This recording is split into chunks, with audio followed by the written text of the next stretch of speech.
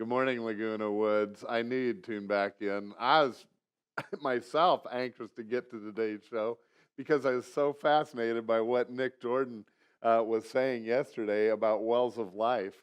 And so thanks for coming back. And we've certainly brightened the stage by having Michelle Jordan on with us today. And so, Michelle, you work together on this ministry? Yes, we do.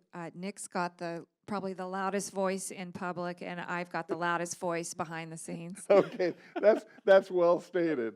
So we heard yesterday about what you do and that the wells are going into rural, that's a hard word, rural villages in Uganda. Yes, that's correct. And so briefly, what's your role? Well, I mean, my role is multifaceted. Okay. The first role, as Nick and I both, we pray together and we determine what direction the ministry will go. We began with drilling wells. We also have recently created a WASH program, which allows us to bring, we have employees in Uganda, by the way, so we actually integrate within the villages because it takes a while to train them not only sanitation and hygiene, but we also do come in and let them know that this is a gift from the Lord, that the Holy Spirit put this on someone's heart from across the world who's never met them to come in and provide this necessary resource. So you, Wells of Life is a 501c3 independent ministry organization that people can donate to, right? Yes, you can make a donation, And it's tax deductible.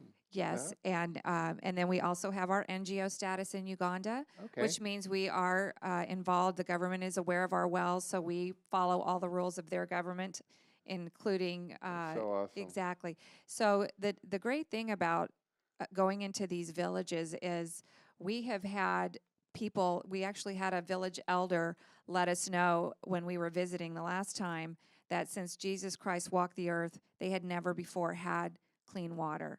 And that was such a profound statement to make. We can't imagine in our modern world that there would be that many people lacking access to clean water. So basically, he's saying that for 2,000 years, they'd never had water there.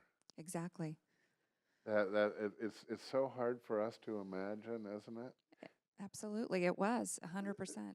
And all that time, because Nick, you were sharing yesterday that the women typically carry the water on their heads and walk 3 miles to get it. So in this village, that was always the case? If my wife, Michelle, was in that village, she would carry water every single day of her life. And that's the reality. And when we're confronted To survive, and to be able to meet people in person and to be able to hear their stories and know how much this water means is really the driving force behind Wells of Life, because we see a miracle happen before our eyes every day. That's the miracle of life and the gift of water. So Michelle, so that was one village. The need is so great.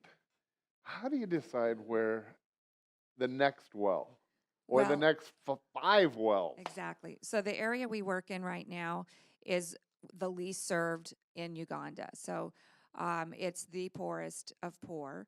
We try and locate a church and or school, and that's where we bring the well so that the children can attend school because the water is nearby. And the villages average between 1,000 to 1,500 per village. Sometimes decent size. Exactly, and there are nearby villages as well that sometimes will come and draw from that water well. And then when we integrate into the community, we do assign a water committee, and they collect a very small stipend for the water, so they're able to learn how to maintain the well themselves, and also, again, the sanitation and hygiene aspect, because they're not used to this. It's open defecation, believe it or not. It's not a pretty thought, but there's no plumbing, there's no electricity, and so you have to really train them to understand. And I would like to mention one more quick thing. Over half the population in Uganda is under the age of 15. So think about that. These are children who have, no idea, how to be grown-ups, and they're left with this rough life. So it's really important that we as Christians enter into these villages and and support their ministry and whatever needs they have, as well as their water needs.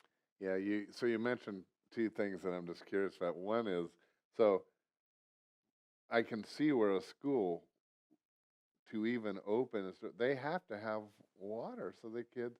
So when you come in, that allows the school to work too, right? Yes, well, it allows the girls to attend the school, most importantly. Oh, because Because otherwise they'd have been if you go carrying into a water. school in Uganda, in rural Uganda, where there is no clean water, you will see very few girls in school. I see. So they're off getting the water, but the boys get to learn. The other thing so you touched on it. So I don't know how close these villages are to one another, but I was thinking, so if one has the well, does it produce enough water that if people walk there rather than, let's say, to the river to get their water is closer? But do they produce that much water?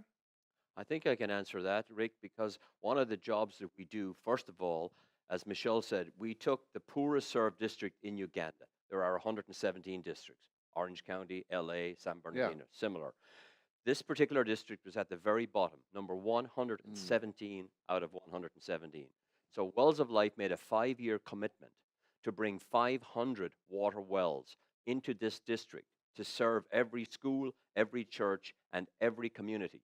And the reason we did that is because we wanted to show that with enough work, we can do that to every single district. And by partnering with other NGOs, by partnering with local churches, then we create a blueprint that can actually bring water as a basic human right to the entire country of Uganda. And that is what Wells of Life is founded on.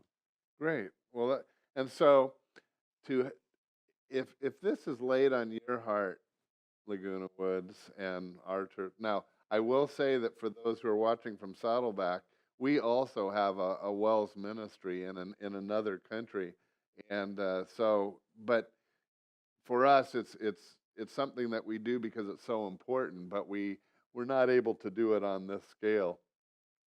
But we certainly are blessing the ones we go into, and that. So, but if you would like to be involved with Wells of Life, you can go on their website. You know, any amount of donation. It costs $6,000 for a well, but boy, if it's $50 or $100, I assume that you even you $6 pool those together, and just $6 brings life to one person. And we often get, okay. we often get pushed back by how big the problem is. This is a person to person. Just one $6 donation can save one life. That's certainly doable, but however the Lord leads. And I know we have a run for life, or We have a run for water. Run for water. We do this every year, and we involve our local school children, families, churches, businesses, and it's our biggest fundraising event. Every dime that's raised through the water wells goes directly to the cost of the water well, so there's no overhead taken. And we've had several schools participate. We have 2 schools attending Uganda this year. They're going to visit some of the wells they funded. So we're really making this real. If you want to meet us and learn more about us, April 28th at Miles Square Park, join us. You can register through wellsoflife.org. You can register online there to participate. Yes. Now, so in Laguna Woods, A, we don't have any schools, and B, we probably don't want to run too much. But some do. But we still can be involved, right? Because we could either sponsor somebody or exactly. You even can just sponsor any of the kids' wells that are listed on the run page. And believe it or not, we have a lot of people, well over 70, who do come and walk it's a 5K, 1K. So most people can walk a mile, and they come out just to support. So Miles Square is actually in Fountain Valley. Yes. So it's just up the 405, everyone, if you want to do that. And that'd be such a blessing. But just be involved. And I thank you so much for your ministry. I thank you on behalf of the people's lives whom you're changing. And I know God is pleased with this. So thank you guys for coming on. We love you and your ministry. And come back in a year or so and tell us the update. We'd love to do that. Thank you so much for having us here. You got it. Thank you, Rick. Thanks, Laguna Woods. See you next time.